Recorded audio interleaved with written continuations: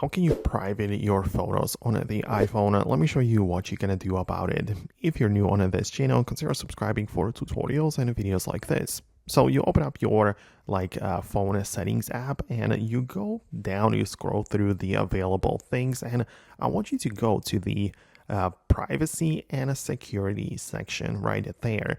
And you can scroll through the options and you can see photos.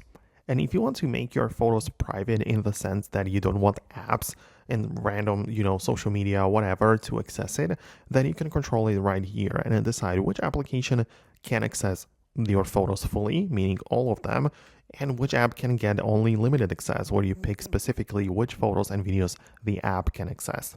So that's in the relation to other applications. However, if you want to private your photos, generally meaning that you lock your pictures, you can of course hold down on the Photos app on the home screen, click on Require Face ID, and you can lock the app with your passcode and Face ID. So, even if you are unlocked on the phone, you'll have to authenticate yourself again just to open the photos. So that's another method you have.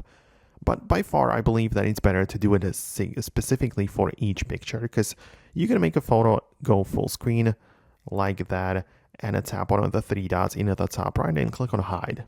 And when you do this, the photo will be hidden. It will be private, and that folder, the hidden folder, is also passcode and Face ID protected. So that's actually very useful because you are only privating selected photos, and those are part of the hidden album, which is locked. So these are the options which we have. Let me know in the comments below if you managed to achieve your goal and do what you needed. Hit the thumbs up and subscribe for more, and I'll talk to you soon.